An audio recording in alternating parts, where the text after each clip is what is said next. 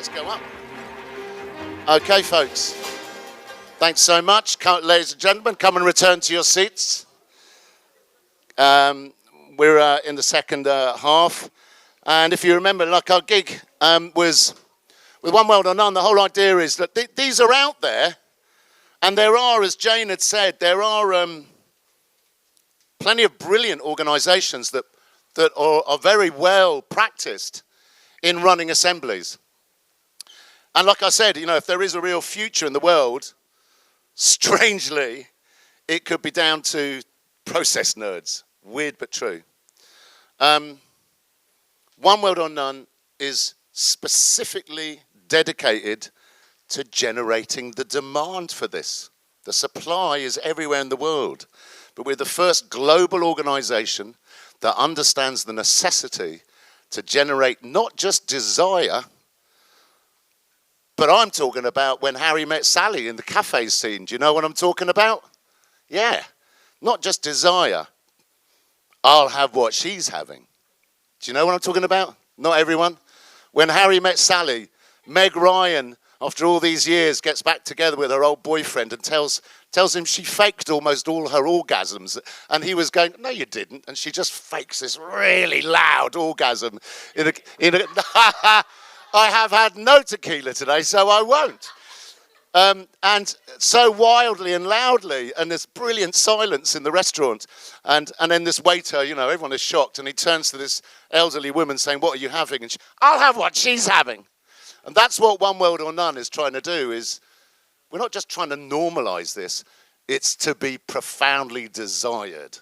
So one of the most powerful tools to generate desire, to generate interest, to generate engagement is an industry where 3.2 billion people engage in it every day, which is mobile games. And it's been a privilege to come into very close contact with people who will be friends for mine for life. And I want to invite up to the stage Tristan Clark and Jennifer Estaris, who are from that wonderful world. And they're going to talk to you about our plan to launch a global game jam. Ladies and gentlemen, come on up. Please welcome them. Hi. I love following Jamie. He does. The crowd. Have you launched a game jam before? I've worked game jams. I've done game jams. I am a game jam right here. Nice. We're jamming right now. But yeah, well, they're fun. Well, I never have, but can I get a massive round of applause to say we're launching our game jam right now? Woo! It is called Citizens Assemble, a game jam to level up democracy. And first of all, I just want to thank our motley little crew. A lot of them are in the room today and have put in a lot of hard work. Jen and I are going to take you through now a little bit about it, what a game jam is, why we're doing a game jam, what it could mean in the future. And we're going to speak to a lot of our fellow gaming folk. And so I'd like to invite you all to imagine, if you're not part of our lovely little industry, just imagine that you are for a bit. And hopefully by the end of it, you want to sign up yourselves. But first, hi, I'm Tristan. I've been making games for 20 years, since I was 7. And for the last 12 or so, I've been in mobile phone games. So you may have heard of Candy Crush. So I used to work for those guys and set up a company about 7 years ago to make other mobile phone games, which also had sort of nourishing storytelling as well as sort of accessible little puzzle mechanics, trying to do our little bit to have positive impact in the world. And this is Jen. Hi, I'm Jennifer Estaris. I'm a game designer and a sustainable futures advocate, Filipino American. Yeah. You were talking about your past. So when I was like in my high school years, I programmed a game into my TI-85 calculator. It was blackjack, I believe, and I changed all the rules to make it, more wins for people. And I loved seeing the joy on their faces, and that really inspired me to do more. I most recently directed Monument Valley 3, which is a game about climate recovery, meditative puzzle adventure, but also about rebuilding a nature-based society. So highly recommend playing it. It's on Netflix right now. Also directed Monument Valley 2's The Lost Forest, which is about forest conservation. and Subway Surfers, the hit mobile game with over 4 billion downloads. And I'm really proud of the live ops, the green live ops that we integrated into the game as part of Playing for the Planet. So a little promo of Playing for the Planet. It's a UNEP facilitated organization with over 50 game studios, all working together on sustainability initiatives. If you're interested in hearing more about it, come talk to me afterwards. Yeah, we're both sort of falling down the rabbit hole of trying to do good through games and always pushing further, and this is why we're here today. Can I get a show of hands though? Oh, actually first, I'll give you a bit of self-indulgence. I'm from Wellington, New Zealand, and I just like to show pretty photos of Wellington wherever I can. This is Gandalf in Wellington Airport. The reason I bring this up is because being part of that hard art crew that Jamie mentioned, and hearing about assemblies, I had two reactions. One was, they sound cool, and the other was, what the hell are they? And the closest I've come to experiencing an assembly is something that Jamie organized. He ran an afternoon session where, on the topic of flight and the carbon footprint of the aviation industry, and we actually went through a sort of simulation of maybe half a day of an assembly where we were in small groups and we had experts coming in, and we had people, the leaders of the Heathrow Airport Sustainability Division, and then on sort of, as it were, the other side of the fence, we had an ex-pilot who had set up a charity to try and actually get people to reduce the number of flights in the world. You can imagine the Heathrow people did not agree with that one. They were talking about greener fuels and electrifying planes and that sort of stuff. And I bring this up because as we were sitting there and our small tables and facilitators were being absolute wizards trying to help us make up questions for these experts and everything, it was really confronting because this is about as far away from here as you can possibly get. The carbon footprint is huge, and yet my family are there. And there's no easy answer to that. And in that moment, I felt a bit of the power of assemblies and what they could bring by just being in a space where I was confronted with something in my own life and where there wasn't an easy answer. There was nothing utopian about sort of assemblies. It was a mess of humanity and arguing with people on tables, but it was also absolutely thrilling to actually go, okay, how do I confront this? And actually talking to other people through it. And it was wonderful. And so, yeah, it really inspired us to actually go, well, how can we in the gaming industry do more? And we started off by going, well, we'd love to make a game, and then we quickly went, actually, you know what? We need the smart minds of many, many developers around the world to help us out, to make a game jam. But what is a game jam? Can I get a show of hands from anyone in the room who is part of the gaming industry and maybe knows what jams are? Oh, it's okay, more than I thought. For those who are not, go talk to these people afterwards. They're wonderful people. But most other people outside of our industry don't really know what a game jam is. So very quickly, it's kind of like a hackathon, right? You will assemble in small teams. It can be in person, it can be remote, and online, which is ours. It'll be time limited. You might have a game jam over a weekend. For us, assemblies are quite a lot to get your head around, so we're going for 2 months. It's often themed around absolutely anything at all, and you generally have small teams. And what comes out from the other side is small prototypes that give you a sense of how to tackle something like assemblies. And if you've been through a game jam, if you haven't, just trust me, like what you come out with on the other side is kind of the collective madness of a bunch of crazy geniuses from all walks of life coming up with ideas that you could never have come up with on your own. They're actually fabulous, and I highly recommend joining one. Maybe this one. So that's good, but why a game jam? Well, like I said, it's like we need the collective power of a lot of people in our industry to go for it, but also the goal, to touch on what Jamie said, and actually to bring up some of the questions that were just raised. Ultimately we want millions of people to go, I had no idea these things existed, they sound great, because while there have been 20 years of or so of assemblies being run, a lot of evidence, a lot of fantastic results, from around the world, no one knows about them. And also, they're really hard to explain. And to talk to, like, say, the funding, like, that doesn't surprise me to hear if there hasn't been enough philanthropic funding coming along here. I think they're crazy hard to actually get across. It's so difficult, and it's overly difficult to go to trying to explain to someone in like a sentence of what an assembly is and why they should care about it. And if there's one medium that could actually do that, well, it's film and TV, but it's also games. All sorts of things do that. So we want to create games that don't just stop at the prototype level at the end of the game jam. We intend to take the best ideas forward to full releases on mobile, which can spread. Jamie says over 3 billion people. If you've got a phone in your pocket, you can go play one of these games. The goal is not just mass awareness, but mass advocacy as well. And then maybe if we can do our bit in our industry and other industries are doing the same, suddenly you've got a mass of humanity, a critical mass of humanity, who might actually start demanding that these things become more real. That's the dream. I mean, you think about it, a lot of gamers out there, right? 3.3 billion gamers. Why not take the advantage of all of them and have them do some good for us? Oh, I forgot to mention, while Jamie was talking about shouting at buildings, we just passed our 300th sign-up.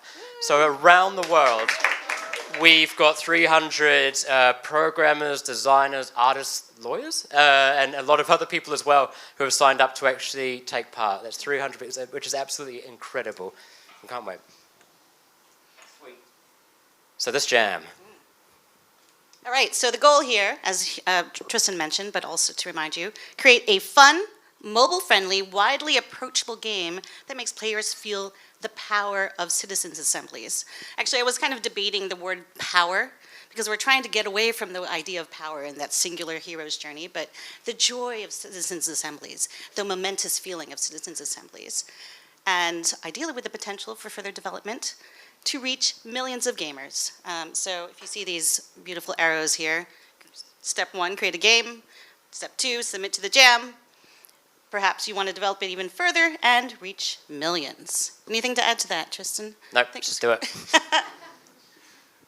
So Jen and I are going to go through a few things. Now, put your game design hats on. So this is going to be sent out to every single person, all 300 of those people who have signed up. And assemblies are difficult things to get your head around. We've assembled a bunch of explainer material. We're creating our own explainer material that you'll be able to find on the One World or None website. We'll post a whole bunch of links, right? But they can be difficult to grok. So a few of us got together a while back to go, well, what are the kind of lenses that us as game designers would actually, want to view these things through? What could games actually do? So we'll take you through. I'd say look at the physical space of an assembly, first of all. Oftentimes that can be one of the biggest clues of what happens. So if you don't know, then assemblies, you saw some of the photos, are literally just 100 citizens are sitting around tables, often of 8 to 10 people, and meanwhile you've got a cast of characters from facilitators to experts coming in to talk, and there's a whole movement from individuals talking one-on-one to each other to debate an issue, to the 2 tables of 8, to that table of 8 presenting back to the wider room. There's all this sort of flow that's happening, which brings you to games. So many of our games are about spaces, play spaces. Games like Dynadash, it's sort of time management games where you frantically have to move people around and they have needs and they get angry. And so that led to ideas like, well, maybe by default, you might be playing as a citizen coming in, but actually what if you switch things up and you played as a facilitator? And suddenly you had the mess of 100 citizens who don't naturally get along, and you actually have to play and get them moving along and maintain trust in an assembly itself. Yeah, there's something beautiful about this game, and I highly recommend playing it, where you're just like running about, keeping the flow going, but a lot of it is about just getting that beautiful chaos and getting it into rhythm, and so I highly recommend it. I would say look at the structure. So games are demonstrations of systems. We break them down and we make them fun. I mean, a game actually also from Wellington, a game called Mini Motorways, breaks down the idea of traffic in a really fun way. But then if you're maybe my age or older, then you might remember games like SimCity or Theme Park or 2 Point Hospital, any of these games as well. Our industry does systems, and we make those systems fun. And on one level, assemblies are a bunch of systems. And so I really encourage people to look through that, dive into exactly what the structures are and actually how to get to, win conditions. Look at the roles, a very different way of looking at it. Games are wonderfully diverse in the sense that you can strip things down to systems or you can go through a very emotional angle. In assemblies, it was really quite illuminating to actually go, well, actually, who's involved? you know, you've got 100-odd citizens, right, from all walks of life, being their representative, but you've got facilitators, commissioners, commentators, stakeholders, evidence groups, all these sorts of things. Once you start digging into that, you start to realize like, oh, wow, okay, cool. I can actually make a game by any of these viewpoints. It'd be amazing. Why did I put Ace Attorney there again? Different roles for Yeah, the courtroom. fantastic. Yeah. But I think not just in Ace Attorney, which maybe, I don't know if you played, the objection, you're kind of like an interactive story. But I also, if you've played Dungeons and Dragons, you have your different roles. You have the tank, the warrior type, you have the mage, you have the healer, you have the dungeon master. Yeah. So, getting those roles and playing with them and seeing how that could be emerging in a game about citizens assemblies is quite exciting. Think about it. Oh yeah, and in Ace Attorney you play as a lawyer, an upcoming lawyer, and it can the whole gameplay is going through what can often be, what would have been a very dry evidence and procedure of court, and it makes it super fun because they inject the human drama into it, and you see a lot of different roles there. And on a similar note, look at viewpoints. If you look at TV shows recently that have had such huge impact, like Adolescence, well, we've known for years that games do the same thing as well. We put you in roles, and we actually kind of make it in such that you can't help but feel empathy for the roles that you're in.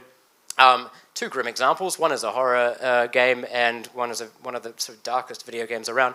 But they put you into roles where they deliberately make you feel negatively towards a lot of the characters, and then switch it up and put you in the shoes of that person. Games do that all the time.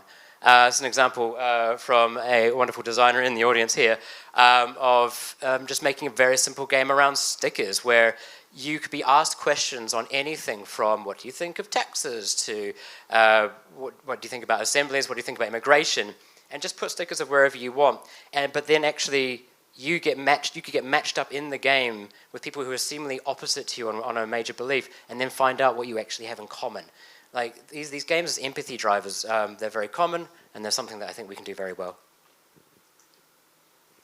And speaking of empathy drivers, so this game is Sky Children of the Light, which is a massively multiplayer online game, but it's about peace. It's about altruism. It's about empathy and connecting with others. And this slide is about emotion. And when I first started playing Sky, I went into the game, don't know anything. Someone took my hand, as you can see here. You can hold hands in the game, and started flying me around to all the different spots. And after that, we went up into the clouds and sat above and chatted, and we played music together, and we watched the in-game sunrise. It's quite beautiful. It filled me with awe. And we don't have to do something as majestic as that, but think about what emotions are you putting into your game? How do you amp them up? Because as the speakers said, as Jane and Erica were talking about, the assemblies as structures, when done well, can be very effective. But the other part of them, the corollary, is that they are anti-polarization machines. They are humans talking to other humans who otherwise never would have met.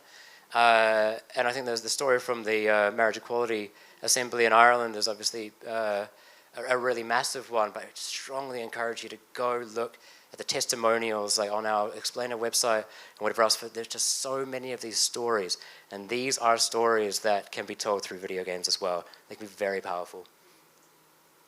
And I'd end on saying, look at the outcomes. If there's one thing that I'm kind of annoyed at, there's many things I'm annoyed at. One is how tough it is just to explain what an assembly is and why they're important. But the other is through all of the work that a lot of people in this room do, that a lot of other people do trying to fight against the climate crisis or inequality or whatever else, I'm often left dissatisfied with actually the clarity of okay, but what does the good future look like? I'm always searching for that, searching for storytellers who have a clear idea of that, and games can do that super well. There's a game called Terra Nil, right, which is about you take a polluted landscape and you actually rewild it. And you do that through a lot of fun systems and a lot of beautiful graphics, and you learn a lot about renewable energy and the technologies required, right? And on the left here, a couple of grabs from a group called Civic Square in Birmingham, who are creating a systems demonstrator of a sort of regenerative neighborhood that can weather the coming storm of climate change while bringing people back together again in a neighborhood with neighborhood-run and owned land as well. It's this stuff that video games can be so good at actually visualizing It takes a lot of imaginative power, but it's something that I really, really want to see.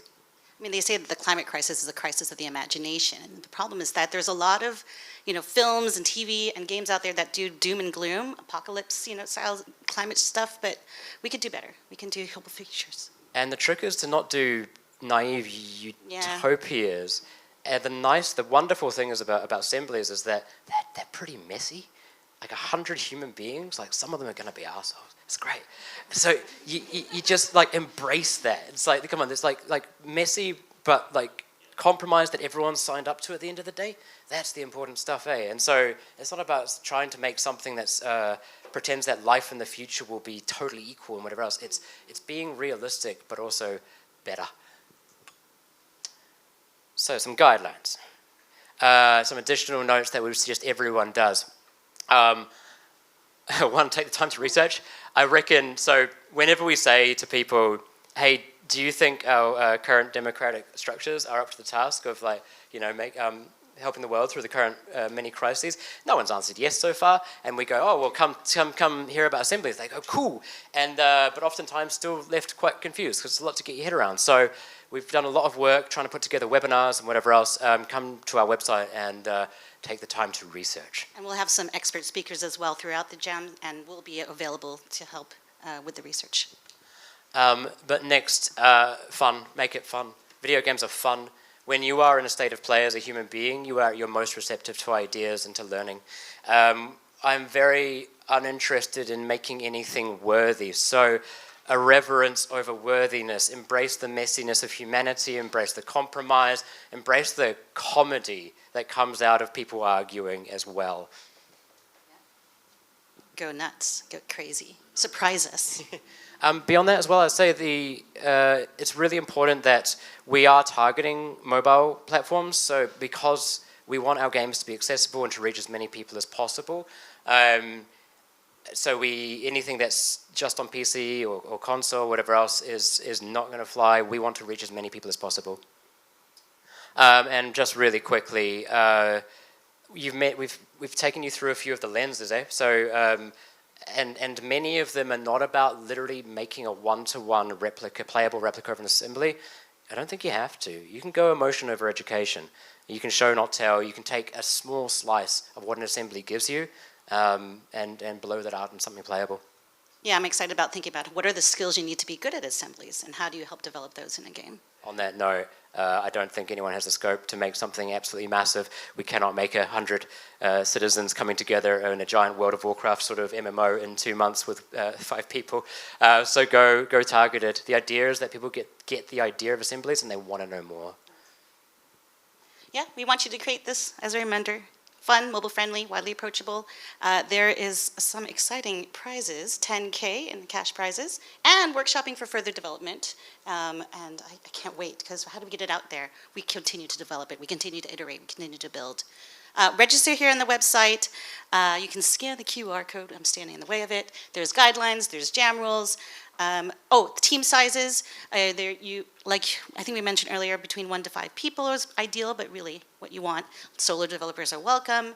And if you can't find the team, join in this link, there's a link to the Discord, I believe, and join it. Call out to people on that Discord. Join the O1 channels, the Citizens Assembly channels. If you want to bounce your ideas with someone there, go for it, post it up in there.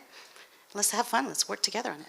And can I add, if you're even slightly curious or you want to know more, come join the Discord channel or come to the website or be in touch with us, right? The whole point of this is that we're kind of smashing down walls, we're kind of smushing together several bubbles. It's so funny seeing academic assembly experts meet game developers and the mutual confusion. It's just, I'd make a game about that. It was just like the beautiful thing. If you're even slightly curious, come join a team. You'll have different skill sets. You'll have a different way of looking at life that other people don't have. We in our industry, like we're in such a bubble. We really are. We talk our language. You hear us talking about those video games just now, right? And you may have no clue what we're talking about. But come learn and come be part of something. There'll be so many teams out there who themselves are just like, I really want to try and do this, but I got no idea where to start. So please, if you're at all curious, come join. And even if you don't want to join a team, I'm sure there'll be a lot of people who are like, please play my game and give me some feedback. Be super valuable. And speaking of the timeline here, so we kicked off today, woo! Yeah. And it's broken into 2 phases. So we have Jam Phase 1, which is in June 6 to 23. And then we have this optional review and feedback session. Experts are available to help make sure that, if you need some insights, you want to make sure that you're going on the right track, we can be at your disposal. I didn't know if you want to talk a little bit more about that feedback session. Otherwise, I'm just going to plow through. No, please plow through. And Jam Phase 2, all of July. And your submissions are due July 31st. And then we have a judging phase in the beginning of August. One thing you might ask is, what if I'm late? Or do I need to do the review? Or do I skip that? Or what was the other question someone had? Do I need to be present during all of the 2 months? No. Some people make a game in a day. However, what's really important is that iteration phase where you get to play test with people and you get to modify your game or upgrade it based on the findings. So give that a whirl. Yes. So we have some expert sessions coming up in June and July. We have Miriam Levin, who is the Director of Participatory Programs at Demos, and Fatima Zamba over in Morocco.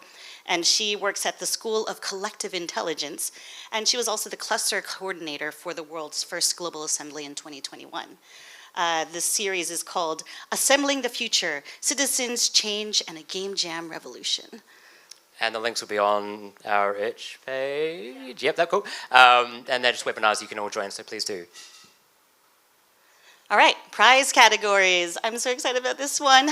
We have a number of prizes, or a number of categories. So we have Best Overall for the standout game that embodies the spirit of citizens' assemblies, collective action, common ground, and hopeful future. We have Best Gameplay for unique and clever gameplay and gameplay mechanics. We have Best Aesthetics, so that beautifully unified audio-visual experience. So art, sound, music, UI, emotional vibes. Citizens Vote, let's get the community involved for the game that receives the most public votes. And then finally, most likely to start a revolution. Think bold, weird, irreverent, break rules, takes risks, go wild. Anything else on the revolution? I'll get back to that. All right. So, and then a little bit on our special guest judges. We have a number of luminaries joining us as guest judges. Here are 2 of them. The legendary Brian Eno, the pioneer of ambient and electronica music out there, also a writer, a visual artist, an activist, founded Earth% and Hard Art. And unfortunately, he's not with us today because he just released an album today. 2 albums, right?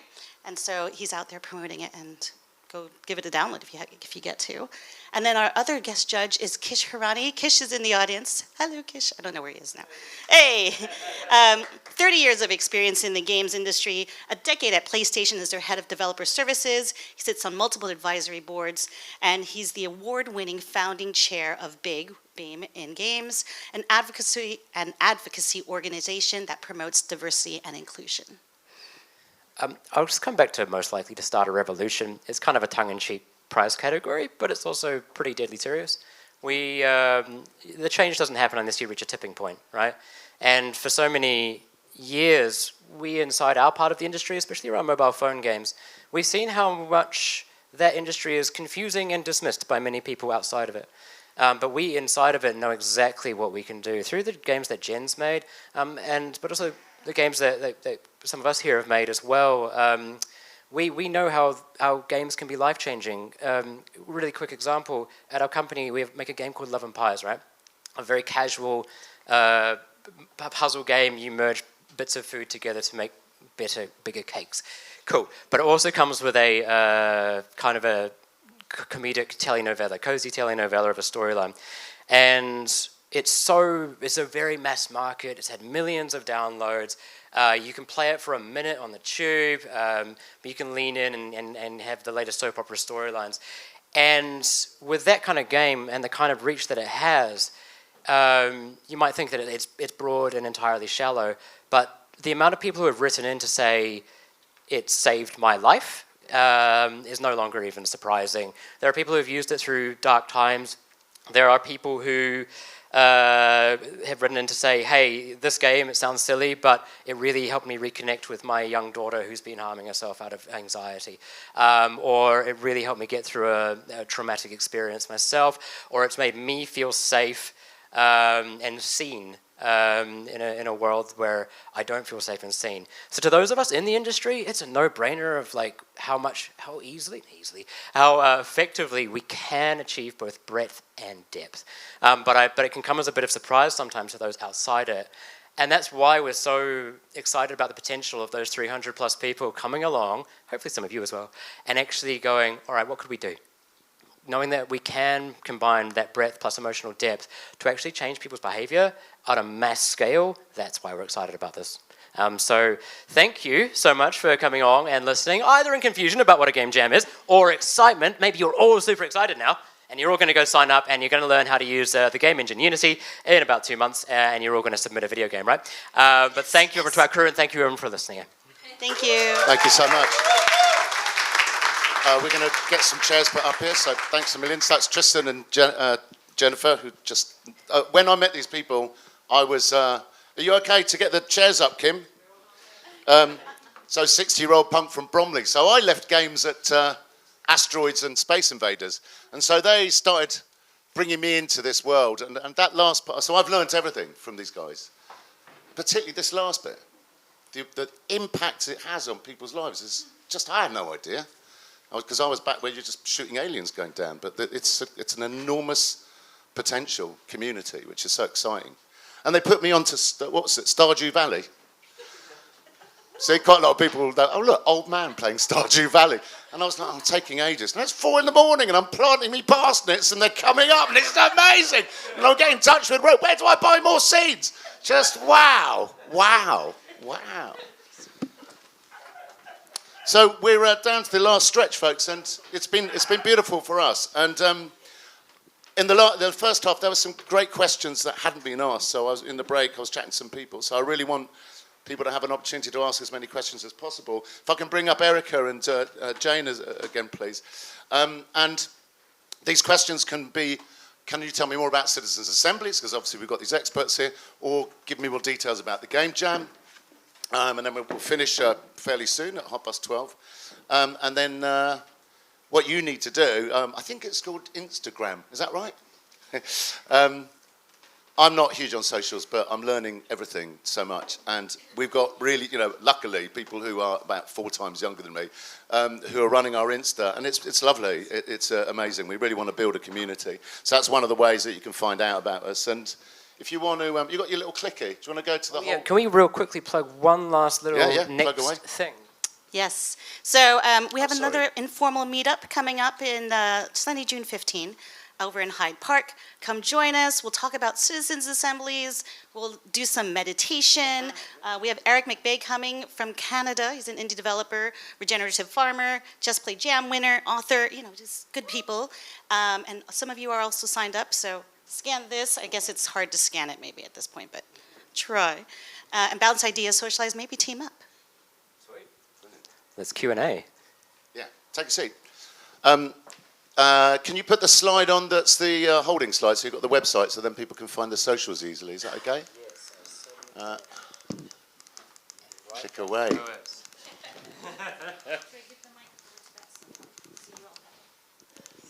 That's it. And that's how you can stay in touch. So Instagram's the best social to be clocking into at the moment. So please, Rosie is going around with a microphone. Let's use this last time to get as much clarity as you can possibly get so that you can go out and be part of this, because it's a really valuable thing to be part of, no doubt. Hi. I wanted to ask about children and young people and citizens' assemblies, either as participants in intergenerational ones or the sole focus and the sort of the lead actors of them. Fantastic first question. Brilliant. Thank you. A couple of years ago, Ireland had a citizen assembly on biodiversity, and colleagues of mine ran a parallel one for children and youth. So it was for 6 to 16-year-olds, and they they were brought out into the countryside to do different things. They did different nature projects. They came back to their schools and they presented it. They made a load of recommendations, and they went into the kind of over 18 citizen assembly and talked about how important it was for them. And then actually it was really cool. They were brought into the Parliament, to the Climate Committee, and it was really amazing actually watching the politicians having to interact with children, because they couldn't be aggressive or antagonistic at all. They really had to listen to it. So it was really super powerful, and you know, the kids did great jobs of telling all their friends and family about it and everything. So yeah, it's a cool thing to do. Thanks. Yeah, excellent question, and obviously it's incredibly powerful bringing children in for all sorts of reasons. On the climate side, I think she was involved with the one in Ireland, actually. There's a wonderful lady called Katie Reid who's really leading on this. She's written some guidance for Knocker, and actually there was a question earlier, just the Knowledge Network on Climate Assemblies has loads of really kind of start you off resources to explain really clearly what this is, how they work, that kind of thing, and in relation to climate, but it, you know, can be applied to other things too. So Katie Reid is great, and there's an organisation called CRIN, Child Rights International Network or something like that. They're doing a lot on this, because obviously with children there's a lot about safeguarding and that kind of thing that you need to think about too, but there's some really good thinking on this already. Great, thanks. It's a really great question. Anyone else? Rosie, do you want to come up the... Yeah, there you go, perfect, lovely. Hi, I'm Anna from Islington Climate Centre, and as you walk into this building, you see on the left an exhibition called 40 Degrees Stories, which is about heat, and that was the backdrop for our People's Assembly on Heat and Shade this time last year. So we have done quite a few People's Assemblies. Our next one is going to be on June the 19th about retrofit. And my question is, where do we publish the results? Where do we show people what we've been doing? Not that they have to do the same as us, but they might be able to pick out some good ideas. You know, is there a sort of central media repository? I've been to some of the Knocker meetings, but it's kind of somewhere where people could look up what are the things happening, because there's so much happening at a local level. You know, Hackney Council, Islington Council, Camden Council were the first guys to do a citizens' assembly, but they've all got juries now. And is there somewhere for everybody to look at? Do you mean aggregating the results of citizens' assemblies or people's assemblies, Anna? Well, both, you know, because Sure. citizens' assemblies are one thing with their sortition, Yeah. but people's assemblies still engage people in the process Yeah, and yeah. still sort of foster creative collective problem solving. Yeah, agreed. But it's just, you know, so that if somebody was starting out and they hadn't come to this talk, where would they go to start? I would say, to be honest, Knocker is a fantastic place to start. KNOCA, which Erica, European Climate Foundation Fund. It's a brilliant starting pack for citizens' assemblies. Anna's from Extinction Rebellion, and I was from People's Friend. That's my band, actually. I was from Occupy, and so I started in People's Assemblies.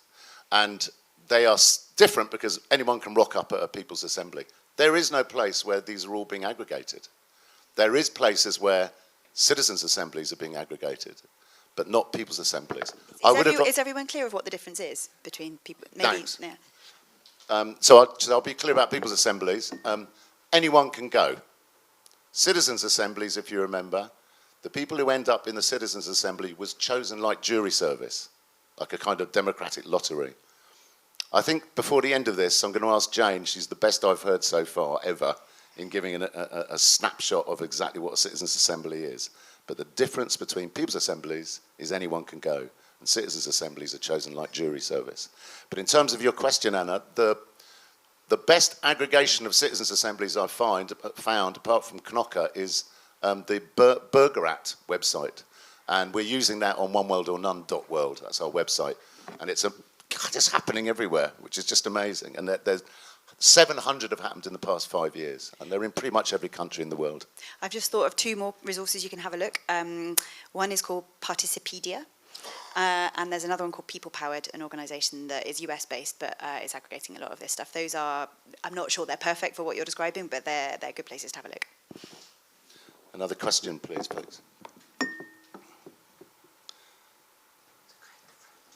This one? Yeah, there's a fellow here. Hi. So this question first starts with the gamers here. Like, if this seems to have a lot of social, emotional, political, is there anything in the sphere of gaming right now that exists for something like assemblies? And the second part, what skills would you like people to get out of this would be good to have, so maybe the games could address those like social, emotional skills to actually bring to a citizens assembly? There are game jams around misinformation and a lot of other things like that. Oftentimes you will have there's a huge, really inspiring sort of games for good movement, and then on the other hand, you have like sort of where my career has been in real commercial places where none of those companies would touch anything that vaguely smells like politics with a 10-foot pole. And never the twain shall meet is the cliche, right? And so this aims to get mass, but with that level of systemic change in there. So I haven't seen anything like it. No, I just wanted to add to that. So when Tristan came to me with this idea of doing a citizens assembly game and then also a game jam, it kind of blew my mind. First of all, I didn't know that much about citizens assemblies to begin with. So yeah, you're in good, in a good crowd here. But then it just made you realize we don't have a game that's about anti-polarization. We don't have any games out there that are about crossing the divide. And this is an exciting atmosphere. And just the bravery that we're, as a group, are going to have, but especially Tristan, that you are kind of spearheading this, it's quite exciting. And it's just a movement that thrills me. So, yeah, thanks. It's great. Just on yes, the other side. skills, yeah. So I mean, there are lots, but two that come to mind particularly. One, it sounds really sort of cliche, but listening, I think, really just like actually coming to the table and listening to the other people is something I think we all need to get better at collectively, and assemblies are a good place for that. Also, I think coming to tangible sort of decisions in a situation of trade-offs. You know, you can't just come up with a lovely wish list of a beautiful utopia world that you want. Like, this is actually about solving difficult problems that, you know, you can't have everything, so how do you choose between the things? I think that's one. That's, I suppose, from the side of the participants. There's also a whole load of skills about facilitating difficult conversations and also designing the process. The people who design these processes are just amazing. Because each one, you know, there are certain core features, the sortition, the selection of the people, the deliberation, people like having expert input and so on. But everyone has to be tailored to the circumstance, to the topic, etc. And, you know, it's a real art. So that would be another one. Yeah, I think one of the interesting things, just building what Erica was saying there, is that there's often too much emphasis on the experts who come and say on the one hand and on the other. And then it ends up being, as Tristan said, kind of worthy, and people tune out and they don't listen and they're not interested anyway. So I think it's really important to actually have other experts who are experts in lived experience. So, do you know what I mean? If you're going to do it about climate change, have the person whose house was flooded because they live close to a river, you know what I mean? Have the person whose mother died in a heat wave. You know, so have the different people in there, and because that expertise is as valuable, if not more valuable, than the actual, you know, academic on the one hand and on the other. You know what I mean? And you need to put them both together. So I think that's really where games could come in, is really getting that kind of emotional bit in that life and that kind of lived experience. So you could have all kinds of wonderful characters, I'm sure, having all sorts of experiences. Fantastic. Thanks for that question. That was a brilliant one. You okay up the front here, Rosie? It's me. It's who? Claire. Oh Hello, my Jane. God. Are you sure? Let her in! No, go on, hit us, Daddy-O. I guess it might be a question for Jane. I'm just interested in how you negotiate traditional power structures within the assembly world to ensure that the recommendations that you have coming out of the Citizens' Assembly are taken on board, because it seems to me to be important that that power is genuine, that those assemblies have that genuine power. I also have a collection of lived experience stories of people affected by climate, if that's of use to anyone. I run something called the Empathy Museum. I'll stopping now. Can I just say, Claire, thanks for the reminder. I think I spoke to you just before we had our daughter, and I said, I really need to talk to you about that. So let's go talk about that. So, it's a great question, Claire, thanks. So by the power, you mean so rather than just having yet another report that civil servants put on a kind of a dusty high shelf, is that? Yeah. Well, I guess what you need to do is actually tackle issues where somebody actually wants an answer. So if existing power structures are absolutely, like we're still at kind of an early point, so if the existing power structures and the people who have the power to implement are absolutely sure about what they're going to do and they know what it is and they've written a white paper about it and all the politicians are on board, you know, you're just going to be speaking to a void. So you have to actually do it about something where they have difficulty, where they know that they're trying to do it, preferably something where they're getting really lobbied about something, so they're really scared of saying something because, you know, somebody who's kind of funding it or somebody who's important to the party or whatever doesn't want to hear them saying something, so they actually welcome the citizens being able to say it, and then they can say, oh, well, we're doing it because the citizens said it, and which gives them a kind of a superpower to be able to do it. So I think somebody asked me that question at the break, and she kind of went, oh, yeah, so the citizens are the scapegoat, and I was like, well, yeah, you know, that can work too. Another question? Up the front here, Rosie, cheers. Hey, Rory here. I'm part of the game industry and I work with these guys on some of this stuff. A question, I guess, for all of us in the games industry in terms of the game jam. The winning entry or the winning entries, how do we, given the current mobile user acquisition landscape and how difficult it is to get a mobile game out there that people actually play to any sort of sizable extent, how do we plan on, or do we have a plan on how that is going to get out there in as many hands as we can get it, so that we encourage people to join these assemblies? So yeah, what would be our, what is our take on that? Yeah, nothing we can announce today, but get people who get very enthusiastic about assemblies in general, who also have a platform. We are building a wave of them. I keep looking at you, but if you want to speak to it, or not right now. Circumvent the dreadful distribution problems of our industry right now. There are people who are searching about what to do, are loving assemblies, and have large platforms. The goal would be work with them. Thanks. There's one up the front here, Rosie. Sorry to get you waiting. Hi, so probably building up on it, but I'm not a gamer, I don't play games, and I have no idea about assemblies, well, just a little bit. So lots of clarifications have been very helpful. So from my understanding, you're concentrating on the games for people's assemblies, not citizens' assemblies. Oh no, it's citizens' assemblies. Yeah. Oh, it will be with the jury, so it will be, people will be chosen. Okay, so it's not like anybody can potentially participate at the games at the end. Well, it depends on the game, because often you can simulate it, right? So you can simulate, oh, I am someone who's being chosen. If the game designer decides, oh, let's have someone where you are one of the citizens who are chosen, like you've just been signed up to Hogwarts, right? Like we can actually make that happen. It just depends on what the game design is. So in some ways, a lot of games we can take you through something.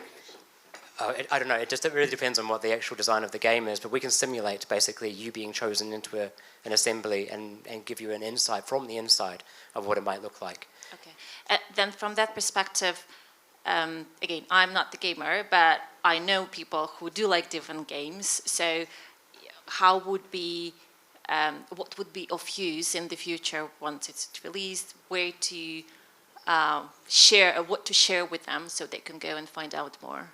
Yes, we have our, for the Game Jam? No, once you have the outcome of all of the different games that people can start participating, where they need to go. Like what's their next call to action? Kind of, yeah. Kind of? I mean, I would loop it back to One World or None at that point. Yeah, so the game, very shortly we're going to give Jane to give a absolute best mini little pitch about exactly what a citizens' assembly is, and the game is specifically based on that whole process. But all we're doing with the game is tapping into a market, for want of a better word, of 3.2 billion people who play on their phones every day, these games, right? And the outcome is for people, because what I've found every time we've done this, the outcome is people go, wow, these are amazing, I want to find out more. We're generating a deep desire and support for these new processes. Yeah? So the game is not a real citizens' assembly that will have an outcome in the political world. It's only having an outcome in the cultural world.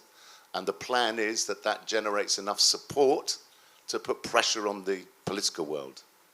I'm getting complicated now, but you're following me, folks? Yeah. I'm going to ask Jane to just share with you the best absolute erudite snapshot of exactly what a citizens' assembly is and how it works. Oh my God, like he didn't warn me about this at all, so I have no idea whether this is going to work. But basically, it's if you imagine you're sitting in your flat or your house and you get a letter in the door saying you've been called for jury service. It's the same thing. So you get a letter in your door saying there's going to be a citizen assembly. Are you willing to participate? It gives you a website or a phone number, or a QR code. You go and you sign up. So you might send out, depending if it's a national one, there could be 50,000 letters sent out, right? So somebody in the house volunteers.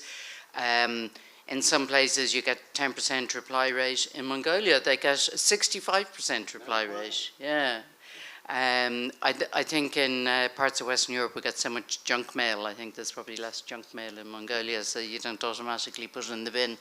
But so you sign up, and then the kind of mathematicians come along and say, okay, there's this many men, this many women, this many people from this kind of an economic background, rural, urban, north, south, east, west. And they work their magic with their algorithm to make sure that what you end up in the room is something that looks like the country or the county or the city or whatever it is that you're doing it for as a whole. And then, having got your body of people that do it, what basically you do typically is sign up to spend a few weekends going and perhaps staying in a hotel or something like that and sitting in a room like the pictures you saw. And experts come and explain things about the problem or the challenge from different perspectives. Can be scientists, can be lived experience things, can be people who are stakeholders in the field, all sorts of different things. And then you have facilitated deliberation around tables to eventually come up with some recommendations which are then voted on at the end. It's like a big wedding. So you see the table, so just imagine like a big hotel room with a wedding, rowdy guests.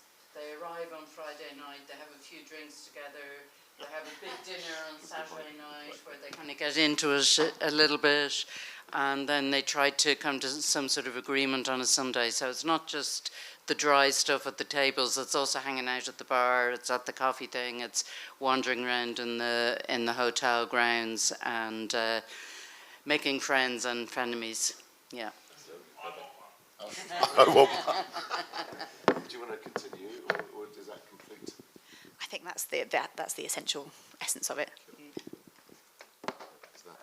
We're going to wind down. I've had an absolute ball. Thank you so much to Jane. Thank you so much to Erica, to Tristan and Jennifer. Thank you so much to this awesome audience. Thank you so much to Kim and Sarah and the film crew and Sharon and Bellwethers. Thanks so much for coming. I suppose the last thing to say really is very simple. I've done this for a very long time, and we are much better than this. This species is extraordinary. We haven't even started yet. The real revolution is in a different answer to the question, what the fuck are we here for? And it's not this shit that we're being told. Is that okay? Cool. Can I get one last round of applause for Jamie as well?